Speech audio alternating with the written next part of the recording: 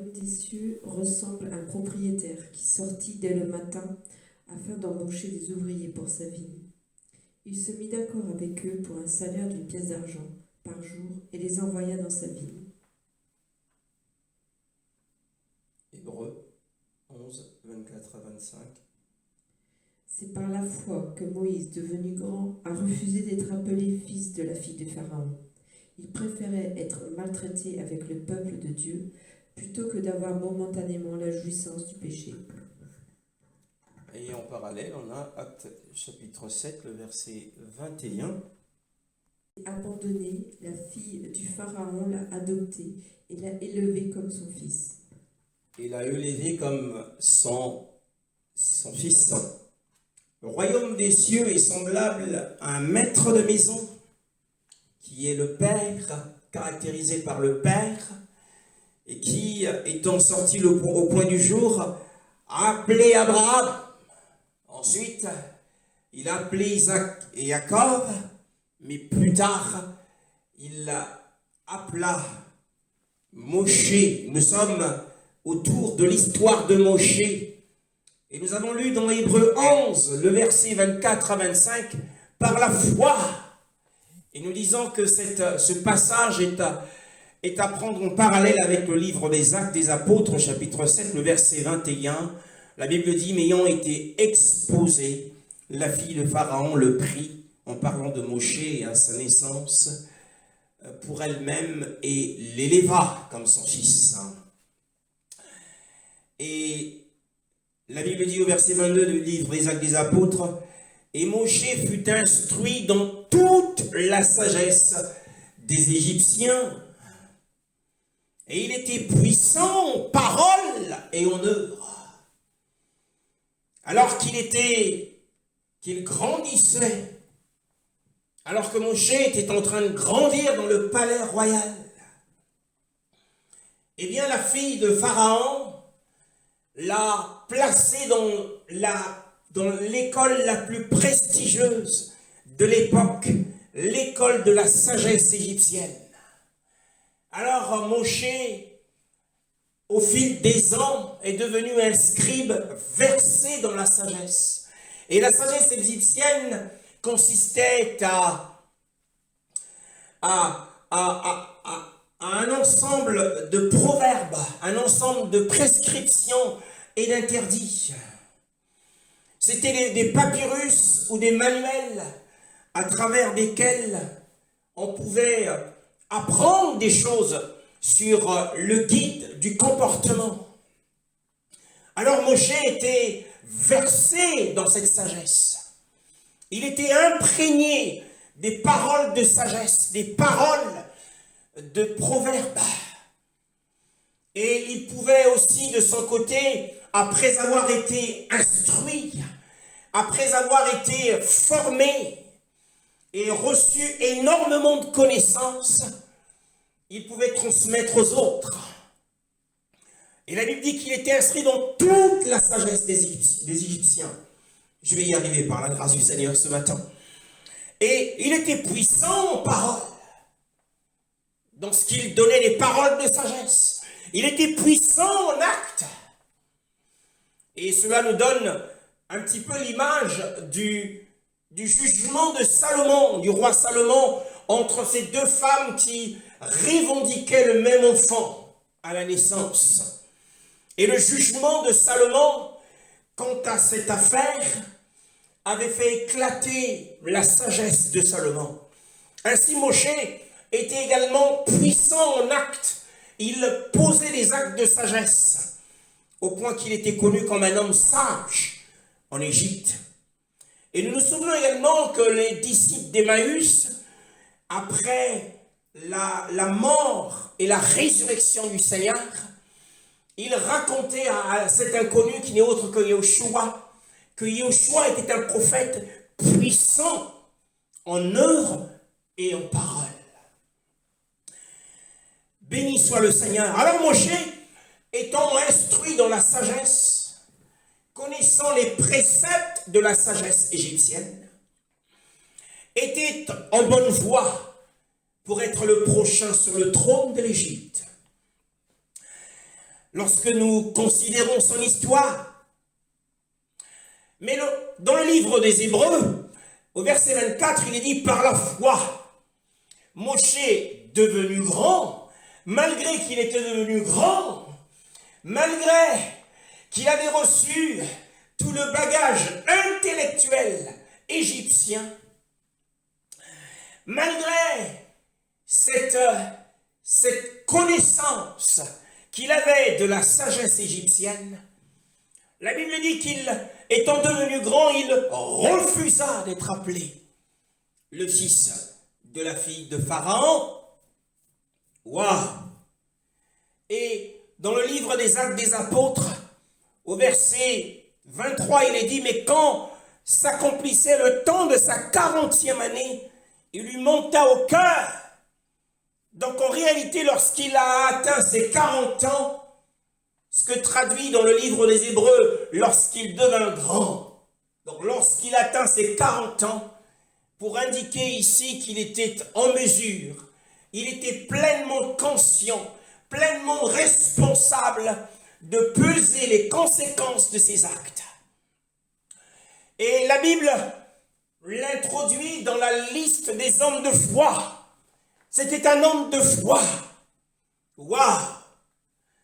Il était un homme de foi, mais la Bible dit que lorsqu'il devint grand, il refusa d'être appelé fils de la fille de Pharaon.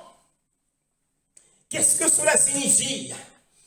Eh bien, cela signifie qu'il refuse le titre de son Altesse royale. Il avait atteint un niveau tellement élevé. Son Altesse royale, Moshe. Moshe, lorsqu'il se déplaçait dans un char, il était accompagné des gardes du corps. C'était le fils de la fille de Pharaon. Et les hommes se prosternaient, un peu comme du temps de Yosef lorsqu'il devint premier ministre de Pharaon. Car Moshe était le prétendant à la royauté pharaonique. Et malgré ce titre, il refuse cet honneur.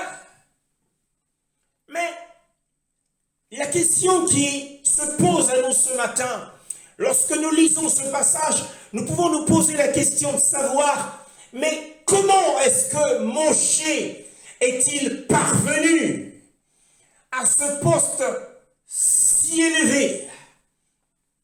Eh bien, c'est grâce, car nous l'avons étudié dernièrement, qu'il était beau aux yeux d'Élohim. Et il était extraordinairement beau aux yeux de ses parents. Il était divinement beau aux yeux d'Élohim. Et que par la foi, ils le cachèrent. Mais comme ils ne pouvaient pas le cacher éternellement, Jochebed, sa mère, était comme dans l'obligation d'obéir à l'ordre, à l'édit royal, qui voulait que les fils soient jetés dans le fleuve. Alors elle a fabriqué, ou peut-être était-ce Amram qui avait, son mari qui avait fabriqué une corbeille en papyrus et qu'il l'avait posé, il avait posé l'enfant dans cette corbeille et ensuite l'a déposé dans le fleuve pour répondre à l'ordre du roi. Et Myriam, sa sœur aînée, suivait de très près pour voir ce qui arrivera à l'enfant. En fait, Jochebed, sa mère, qui était une femme de foi, s'était confiée à Elohim, le maître des temps et des circonstances. Il était le maître des temps, il est le maître des temps et des circonstances. Alors, en ayant déposé l'enfant dans le fleuve, elle s'en était remise au Seigneur.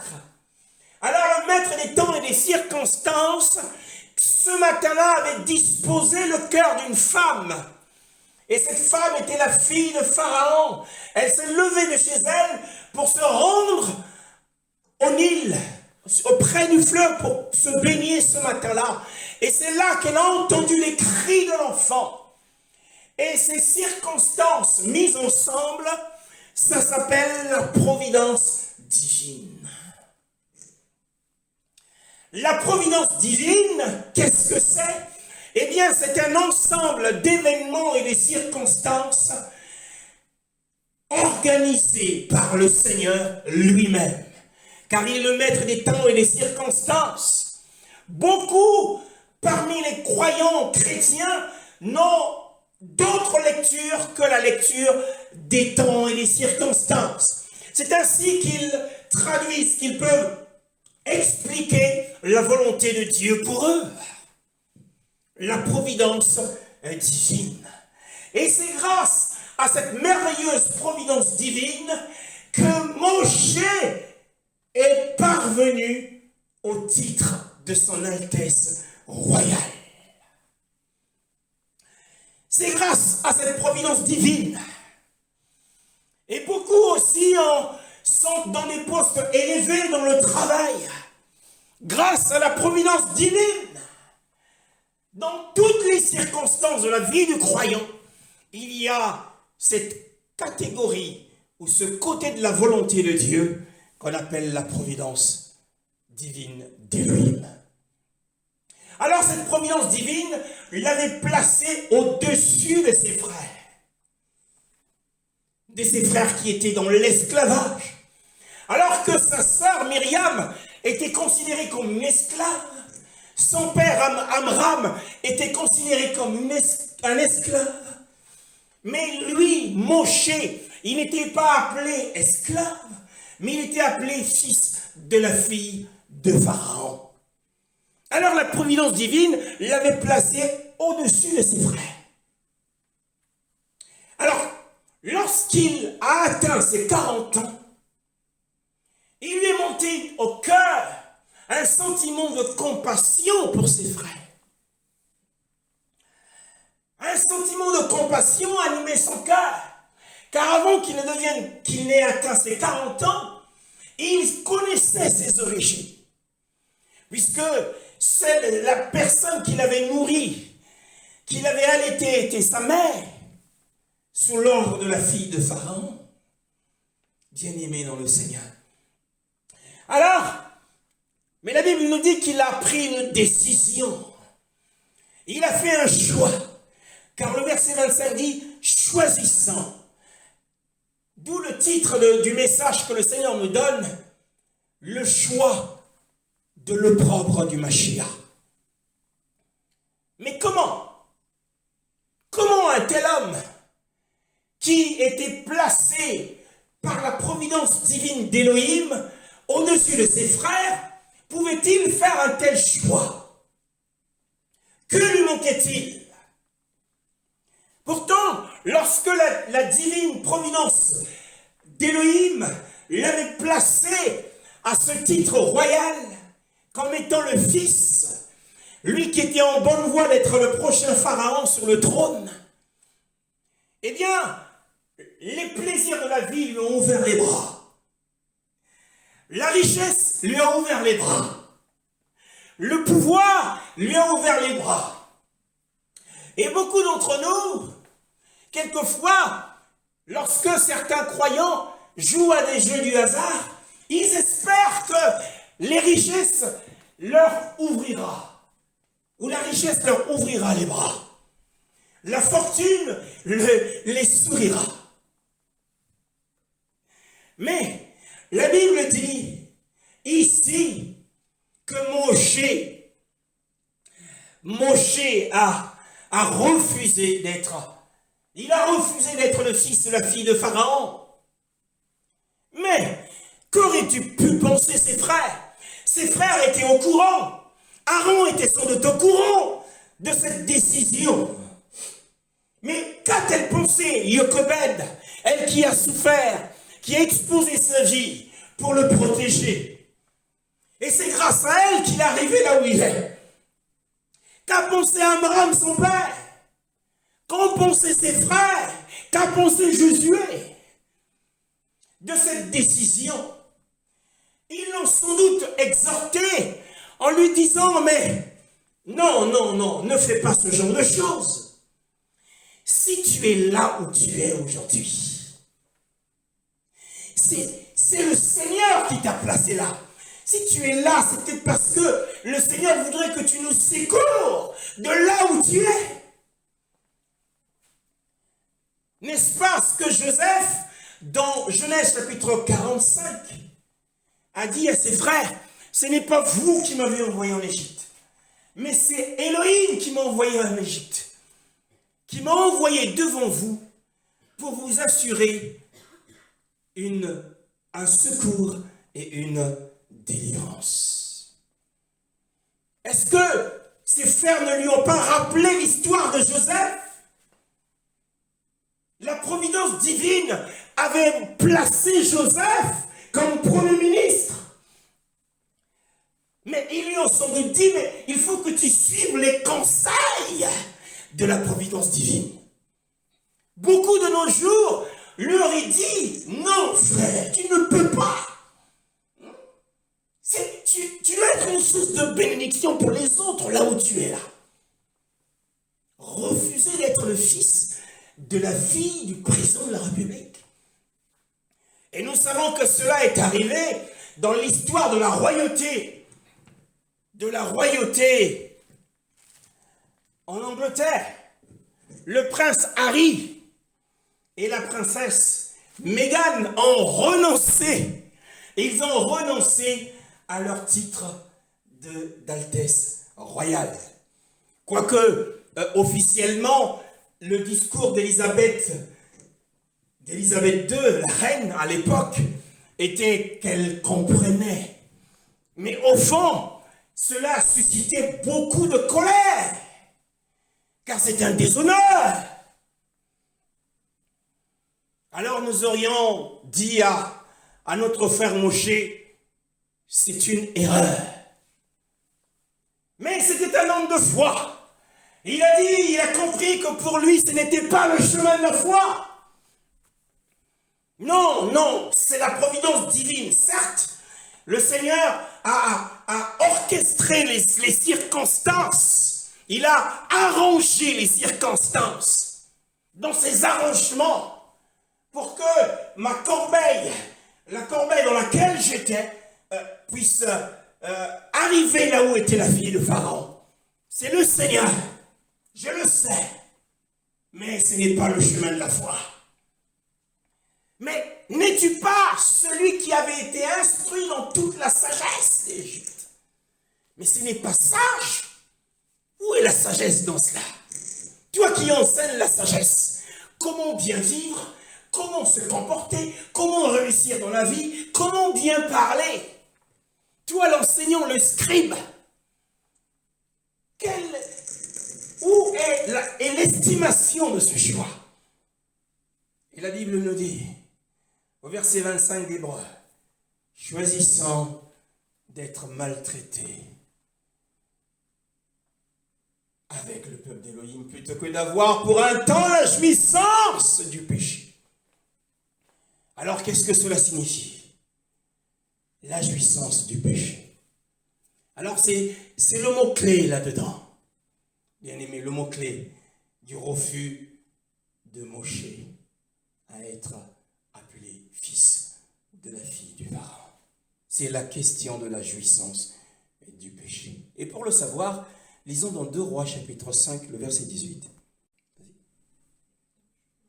Cependant, que l'Éternel veuille pardonner ceci à ton serviteur, quand mon Seigneur entre dans le temple de Rimon pour s'y prosterner. Il s'appuie sur ma main et je m'y prosterne aussi. Que l'Éternel veuille bien me pardonner, à moi ton serviteur, lorsque je me prosternerai dans le temple de Rimon. Personne ne lui avait rien dit à ce général d'armée qui avait un poste prestigieux et qui était l'hébreu.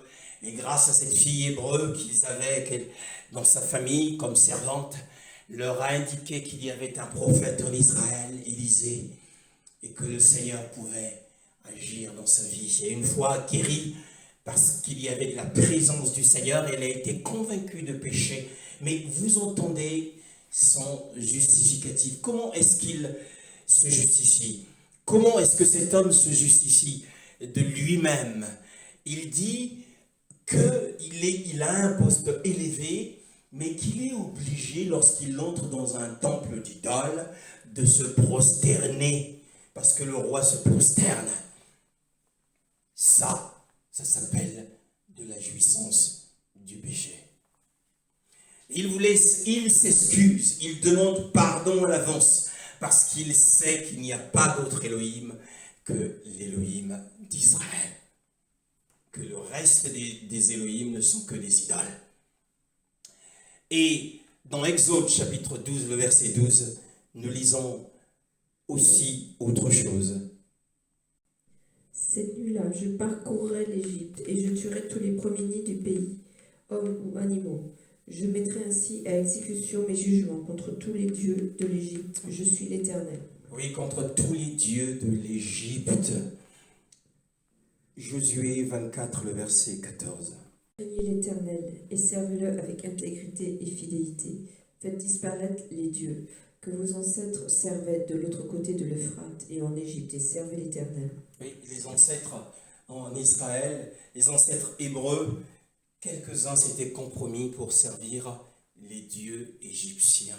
Alors, Moshe, pour conserver sa place en tant qu'Égyptien, en tant que fils de la fille de Pharaon, il devait se prosterner devant les dieux égyptiens. Et pour ça, Moshe a abandonné. Il a abandonné les espérances de la chair. Il a abandonné les trésors de l'Égypte. Il a abandonné le plaisir de la vie. Il a abandonné le pouvoir. Il a abandonné la richesse qui lui avait pourtant ouvert ses bras. À cause de cette condition, voilà le chemin de l'homme de foi. Et qu'en est-il? Qu'en est-il des serviteurs aujourd'hui? Beaucoup sont élevés à des postes de grande responsabilité. Et quand ils arrivent à ces postes-là, on leur propose de participer à des séances ou à des réunions secrètes s'ils veulent monter encore plus haut ou s'ils veulent conserver leur poste. Ils doivent participer à des réunions secrètes qui finissent par les emmener à sacrifier un membre de leur famille. Mais Moshe, c'était un homme de foi. Et son choix était clair. Qu'il préférait tourner le dos, se détourner, ignorer, abandonner le présent, le visible, la gloire, que de se compromettre dans le péché. Que d'avoir, dit la Bible, pour un temps, la jouissance, la gloire, mais la gloire dans le péché, la gloire dans un pacte avec Satan. Il ne voulait pas devenir idolâtre, être comme l'avait fait Naaman. Naaman ne voulait pas quitter la gloire. Naaman ne voulait pas quitter son poste prestigieux de général d'armée de Syrie. Donc il entrait dans le temple de Rimon, il se prosternait. Et beaucoup se prosternent et disent le cœur n'y est pas. Mais pour conserver le poste. Si Naaman avait dit, à cause de Yahweh qui m'a guéri, je renonce à me prosterner dans le temple de Rimon quand le roi s'appuie sur moi, alors il aurait perdu ce poste. Mais Moshe a fait le choix d'abandonner. Et beaucoup, même dans le monde, ont livré leur âme au diable à cause des trésors de l'Égypte. Parce qu'ils leur promettent des grandes voies, des grosses voitures, des grandes demeures, des grands postes, des grands salaires. Alors ils sont prêts. On les voit dans les clubs secrets. Et ils sont dans la franc-maçonnerie. Et tout cela pour avoir le prestige, le plaisir de la vie. Rouler dans les grosses voitures. Être dans les belles maisons. Avoir des grandes responsabilités.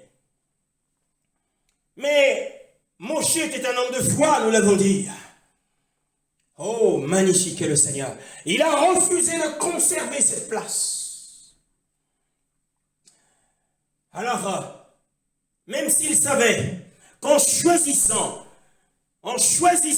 d'abandonner, en choisissant de quitter ou de renoncer à ce titre de son Altesse royale, eh bien, il savait qu'il se rendait sur le chemin de la souffrance. Le chemin de la souffrance. Le chemin du péril. De tous les dangers. Le chemin de l'opprobre. Car Hébreux 11 nous dit, choisissant d'être maltraité avec le peuple d'Élohim. Il a choisi le chemin de la maltraitance. Plutôt que de signer un pacte avec l'ennemi. À cause de la gloire éphémère. À cause de la richesse. À cause des plaisirs et du pouvoir. Il a estimé, il a calculé le coût. Il a estimé l'opprobre du Mashiach. Pourquoi parle-t-on de l'opprobre du Mashiach ici? Pourquoi a-t-il pris sur lui l'opprobre du Mashiach? Qu'est-ce que c'est? Genèse chapitre 17, le verset 13 et le verset 21. On devra circoncire celui qui est né chez toi et celui que tu as acheté. Mon alliance sera inscrite dans votre chair comme une alliance perpétuelle. Verset 23. Abraham prit son fils Ismaël, ainsi que tous ceux qui étaient nés chez lui, et tous ceux qui l'avaient acheté. Tous les hommes parmi les membres de son foyer, il les circoncit le jour même, conformément à l'ordre que Dieu lui avait donné. Oui, alors il était comme Abraham, un fils de l'alliance, de la circoncision. Et comme l'a lu la sœur, le verset 13 nous dit, eh bien que celui qui est né dans ta maison et celui qui est acheté à prix d'argent seront circoncis. Ils seront circoncis et mon alliance sera dans votre chair pour une alliance perpétuelle. C'était un fils de l'alliance. Et en tant que fils de l'alliance, un fils de l'alliance, nous qui sommes circoncis de cœur, nous sommes des fils et des filles de la nouvelle alliance. Et comme Moshe, en tant que fils de l'alliance, il a refusé d'être appelé fils de la fille de Pharaon. Pourquoi? Eh bien, c'est parce qu'un fils de l'alliance ne recherche pas les espérances de la chair. Il ne recherche pas les trésors de l'Égypte. Un fils de l'alliance recherche eh bien, les promesses qui ont été faites à Abraham, notamment à travers Isaac. Isaac, le véritable Isaac, c'est Yoshua. Le verset 23, le verset 23, le verset 21 nous dit « Moi j'établirai mon alliance avec Isaac, que Sarah t'enfantera l'année qui vient, en ce temps fixé. » Et le véritable Isaac, c'est Yoshua, c'est le Mashiach. Donc l'opprobre du Mashiach, lorsqu'il est dit qu'il estimait l'opprobre du Mashiach, eh bien c'est le Mashiach ici, c'est le chemin de la croix. L'opprobre du Mashiach ici, c'est la croix de Yoshua, la croix du Mashiach. Et il fallait qu'il suive en tant que fils de l'alliance, il fallait qu'il prenne sur lui l'opprobre du Mashiach. Et qui dit opprobre du Mashiach parle de rejet, parle de maltraitance, parle d'injustice. Et le Seigneur appelle son peuple ce matin à a porté sa propre croix. La croix de l'injustice, la croix de la maltraitance, la croix du rejet, la croix de tous les dangers. Ainsi, Moshe a choisi d'être maltraité parce qu'il avait pris sur lui l'opprobre en tant que fils de l'Alliance. Et les promesses ont été faites en Isaac. Le véritable Isaac, c'est Yoshua. Bien-aimé dans le Seigneur. Et la Bible nous dit dans Hébreu qu'il a estimé l'opprobre du Mashiach comme une richesse beaucoup plus grande. C'est une grande richesse que de porter sa croix.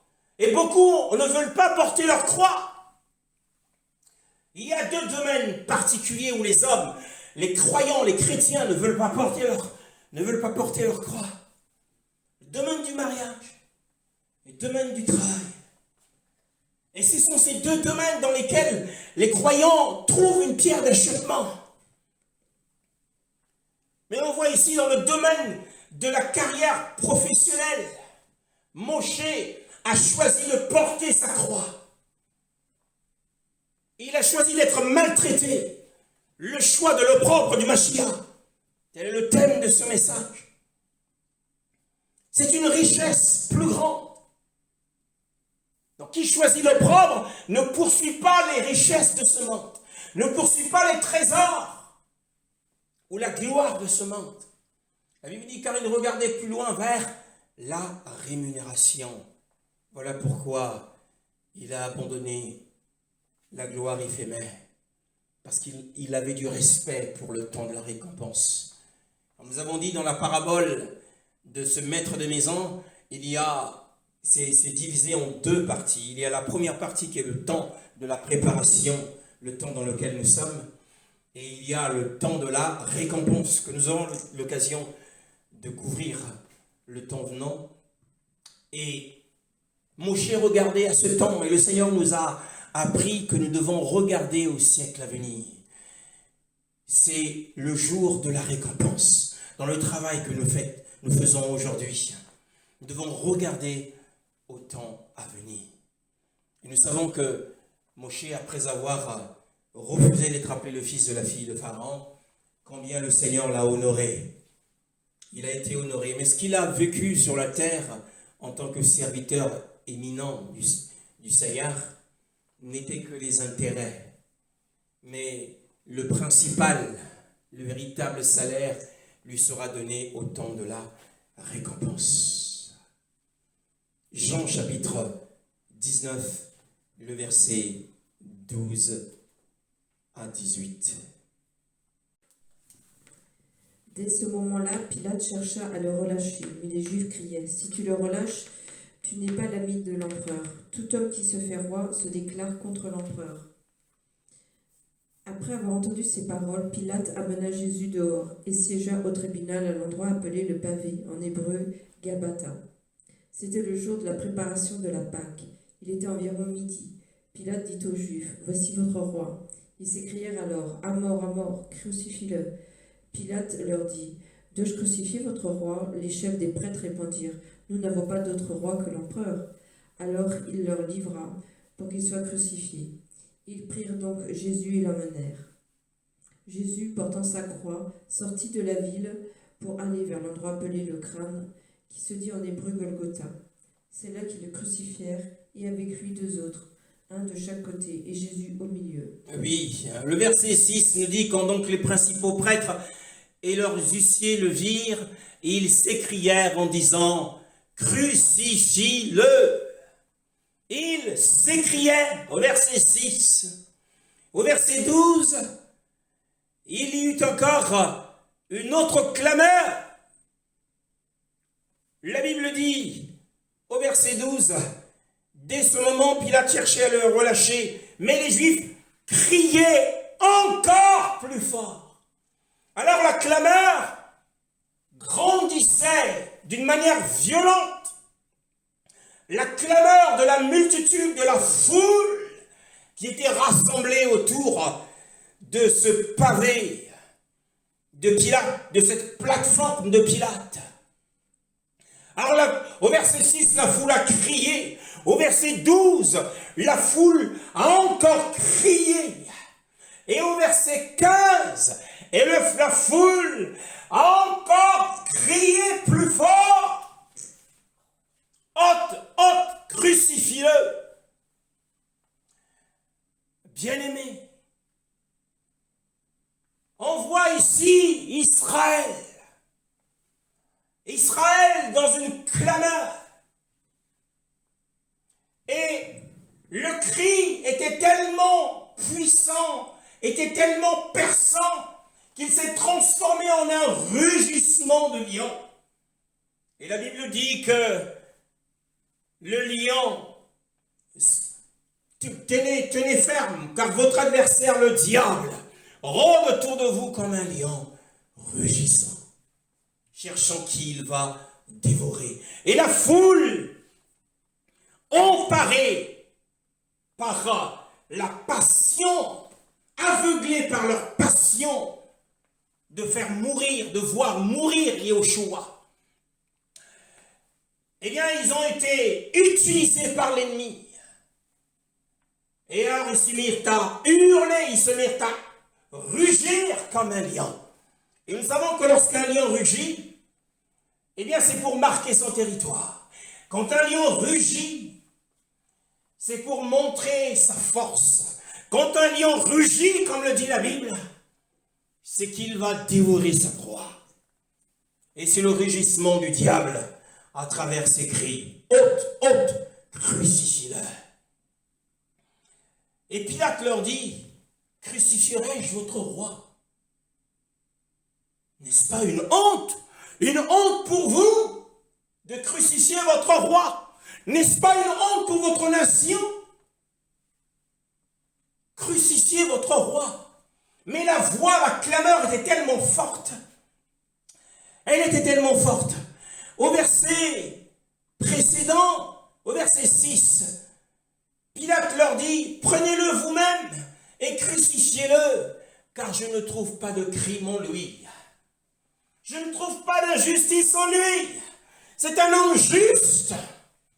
Mais les cris de la multitude l'emportera. Le cri de la multitude finira par prévaloir au-dessus de toute justice. Oh, qu'a dit Israël? Israël a dit, vous entendez tous ce qu'Israël a dit. Et ce qu'Israël a dit a été noté dans la page d'Élohim. Attention à ce que nous disons. Israël a dit, ils ont dit, les principaux prêtres répondirent, nous n'avons pas d'autre roi excepté César. Waouh! Israël! Israël! La première fois que Israël a réclamé un roi, c'était au temps de Samuel. Et lorsqu'Israël avait réclamé le roi, Yahweh fut affligé dans son cœur. Il dit à Samuel, ce n'est pas toi qu'il rejette, mais c'est moi qu'il rejette. Mais Israël a prononcé une mauvaise parole. Nous n'avons pas d'autre roi excepté César. Oh là là là là là là. Et ils ne sont jamais revenus sur cette mauvaise parole. Parce que le César qu'il revendique comme le roi, c'est l'Antéchrist qui vient. Et c'est celui-là qui les fera souffrir pendant la grande tribulation. Cette parole annonce la grande tribulation à venir. Nous n'avons pas d'autre roi que César. Et lisons une prophétie de Samuel au sujet du roi que réclamait Israël. 1 Samuel 8, 18. Alors vous crierez contre votre roi, celui que vous serez choisi, mais l'Éternel ne vous exaucera pas.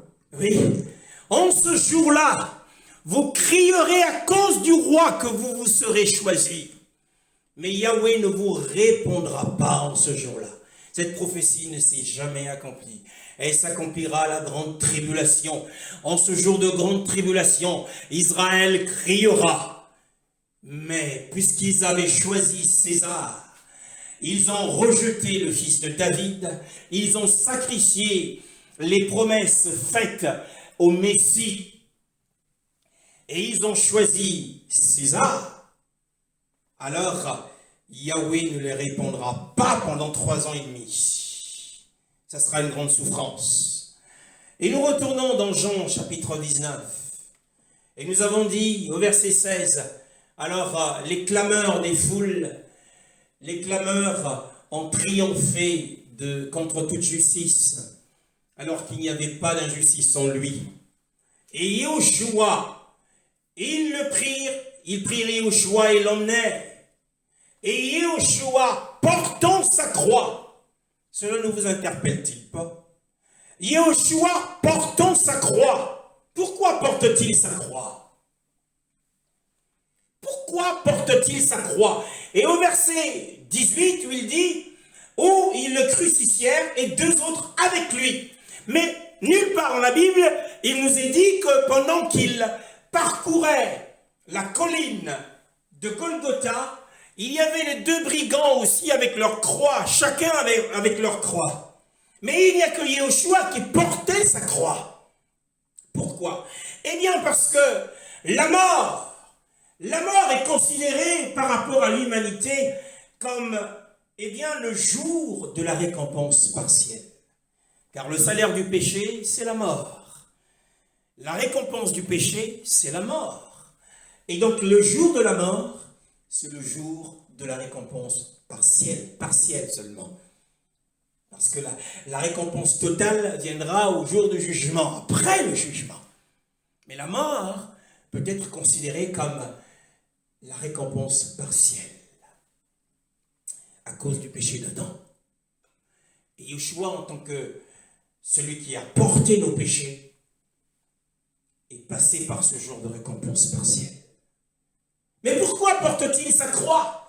Eh bien parce que les Romains, à cette époque, avaient crucifié tellement de criminels qu'il leur manquait du bois et il leur manquait de l'espace pour ériger les croix. Donc Yahushua devait se procurer sa propre croix. C'est pourquoi Yahushua, portant sa croix, sort de la ville.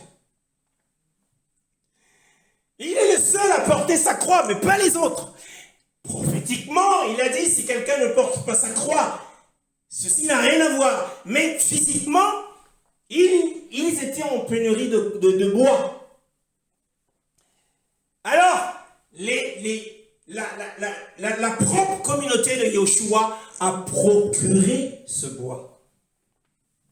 Il a porté sa propre croix, portant sa croix à lui. Et il est sorti de la ville. Et pourquoi est-il sorti de la ville? Parce que selon la loi de Moshe, Jérusalem était considérée comme la cité d'Élohim, la ville sainte. Et les criminels devaient être chassés et qui devaient être tués, mis à mort, devaient être chassés de la demeure des saints. Ainsi, Yahushua, considéré comme un criminel, devait être chassé. Et la Bible dit qu'il portait sa croix. Chaque pas qu'il posait, l'un après l'autre, était un pas de souffrance, un pas de douleur. Et que nous dit la Bible ensuite? Nous allons lire un peu plus loin, au verset 23. Alors les soldats, après l'avoir crucifié, Yahushua, prirent ses vêtements et en firent 4 parts. Pourquoi l'ont-ils dépouillé de ses vêtements? Il a été dépouillé de ses vêtements. Pourquoi? Nous allons le comprendre. Lévitique 7, le verset 8. Le prêtre qui offrira l'holocauste de quelqu'un aura pour lui la peau de l'holocauste qu'il a offert. Oui. Le prêtre qui aura, lorsqu'un offrant arrive, ou un fils d'Israël arrivait avec une offrande, il ramenait son mouton, ou sa brebis, et il le donnait au prêtre. Le prêtre devait démembrer cet animal pour le sacrifice, mais aussi il devait enlever la peau de la brebis. Mais la peau avait du prix, et la peau, selon la loi de Moshe, devait revenir à celui qui offrait. Donc ça revenait au prêtre, ça appartenait au prêtre, la peau. Et il fallait arracher la peau.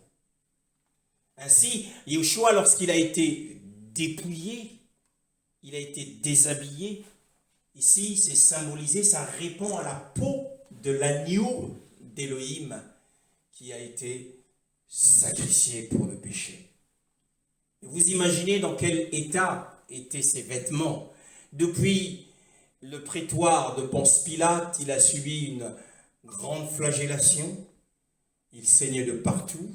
La chair était visible. Et ils l'ont rhabillé. Alors la chair, le sang s'est coagulé. Le temps de sortir et de monter la colline. Le sang qui s'est coagulé et les vêtements qui sont restés collés à la peau meurtrie. Et lui, le déshabiller ainsi, c'était le déshabiller dans la douleur. Comme arracher la peau d'un animal, ce qui n'est pas forcément facile.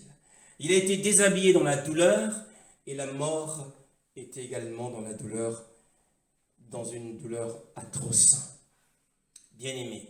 Et le verset 18, où il le crucifiait.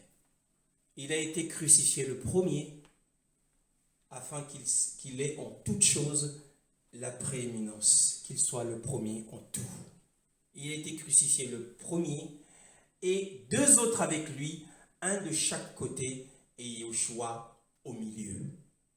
Pourquoi au milieu? Nous savons ce que c'est. Dans une famille, lorsque un couple a donné naissance à 3 enfants, l'enfant du milieu est appelé le cadet. Il est appelé le cadet et généralement on dit qu'il est dans une position délicate. Il est le mal-aimé parce que l'aîné est chouchouté, le dernier on ne lui fait pas de reproches et celui à qui on s'en prend c'est celui qui est au milieu.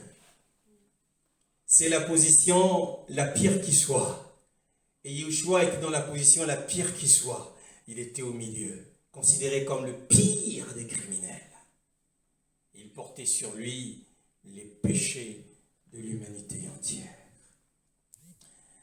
Oui, il a porté. Nul comme lui ne pouvait porter, bien-aimé. Ne pouvait le faire. Nul comme lui. Mais en mourant pour nous, il a ôté à Satan son pouvoir. Et bientôt, cet ennemi sera chassé. Cet ennemi armé, cet homme armé, sera bientôt chassé de ce monde qu'il a trompé. Il est en train de tromper les chrétiens aujourd'hui. Et beaucoup sont en train de croire au mensonge de Satan, disant que Yeshua Mashiach est l'Élohim des Blancs. C'est de l'escroquerie. C'est de l'esclavage. Et beaucoup se sont détournés de la foi. Beaucoup de chrétiens se sont détournés de la foi. Et veulent invoquer le Dieu des ancêtres. Ils ont renié Yeshua Mashiach.